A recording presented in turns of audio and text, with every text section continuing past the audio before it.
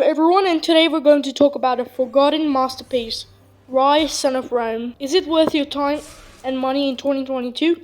Let's find out. Now, Ryse, Son of Rome is created by Crytek, original creators of Far Cry and Ryse. Now, Ryse, Son of Rome began as a concept in 2006, codenamed Kingdoms. Now, Crytek fetched this idea to Microsoft, and Microsoft showed large interest in this idea in 2009.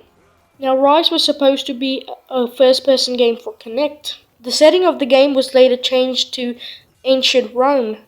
Now, Ryse, Son of Rome was originally going to be a Kinect title, but then due to some developing issues with the Kinect, Ryse, Son of Rome was shifted from first person to third person and was set to launch as a launch title for the Xbox One in 2013.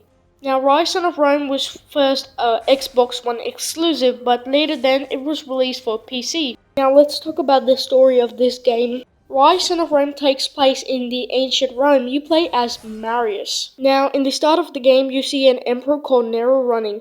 Now, you as Marius your way to the castle. Then your goal is to protect the emperor. You take him to his ward. Now, the Emperor Nero says that Damocles is here to kill him, but Marius says that Damocles is just a myth. The Emperor commands Marius to tell his name, but Marius tells that his story is more interesting than his name. 96% of the game is basically based on flashbacks. The flashback takes us 10 years past, when Marius becomes a soldier. He comes to visit his family. His father tells him a story about a great warrior, Damocles. Now, Damocles' commanders betrayed him and left him to die. After he died, a goddess gave him another chance.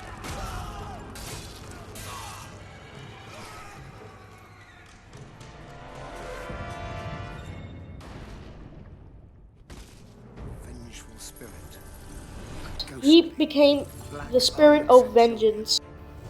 He slayed every commander that had betrayed him. Each of the generals who had wronged him.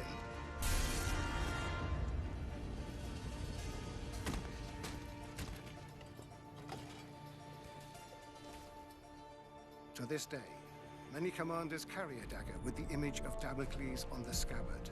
This dagger reminds them to always look after their men, or risk the Black Centurion returning from... After the storytelling of Damocles, the two are interrupted by a barbarian attack, which causes Marius' mother and sister and father to die. You bastards! You murdering barbarian bastards! After Marius' fathers die, a general named Vitalian recruits him to the 14th after seeing Marius' lust for blood. I'll spill their blood. I'm Commander Vitalian of the 14th. I fought with your father. If it's blood you want, I promise I will give you as much as you can handle. You were the second, aren't you? Yes, sir. Not anymore. Welcome to the 14th, lad. Marius quickly proves himself and becomes a centurion. After that, they capture the king of barbarians, King Oswald. After capturing King Oswald, they bring him to the sons of Nero. Now, King Oswald kidnapped Nero's son, Commodus. After that, Marius and Vitalian are ordered to retrieve him back. After that, Commodus kills King Oswald, which leads to a huge army of barbarians to attack York. Now, Marius quickly finds out that it was Nero's fault that his parents died. Now, the sons of Nero escape York, leaving Vitalian and Marius to defend York. After the cowards flee, Marius is left with no choice but to sacrifice himself so that the Vitalian and his army can leave York safely.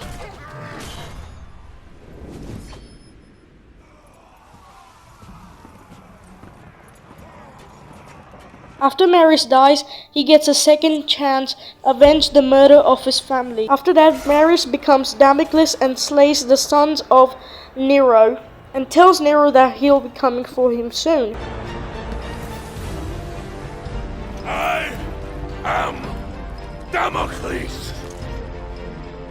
I am vengeance!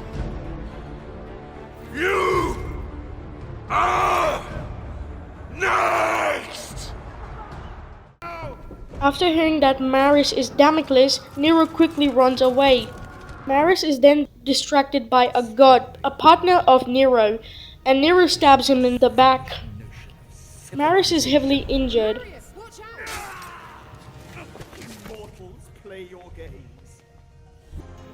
After that, Maris takes out the gods in a badass way.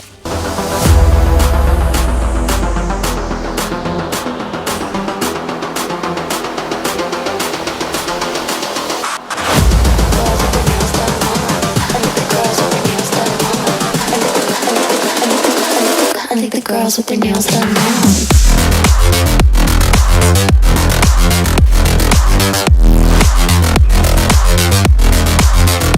Girls with their nails done. I think the girls with their nails done.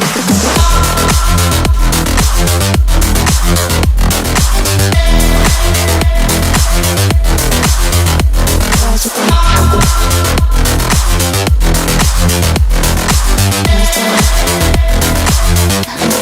their nails done.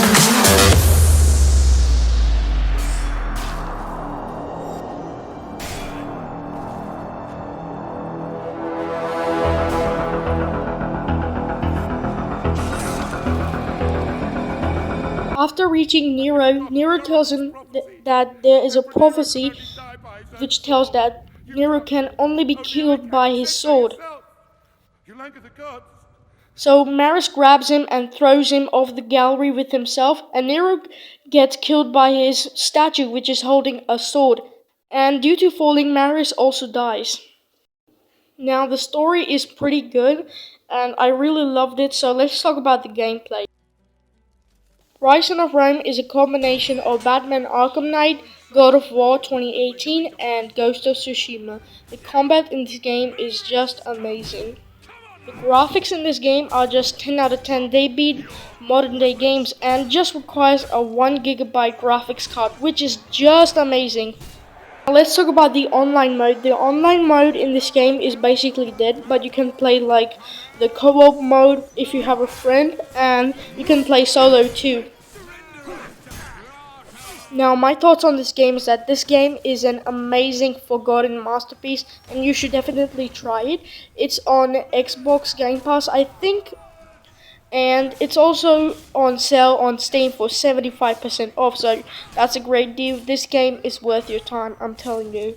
Now Ryse of Rome was my first game on Xbox One, and it's still my favorite, and I think this game deserves a sequel. So that's it for today, guys. Hope you guys enjoyed the video. Please leave a like, consider subscribing to this channel, share this video with your friends, and I'll see you in the next video. Thank you and goodbye.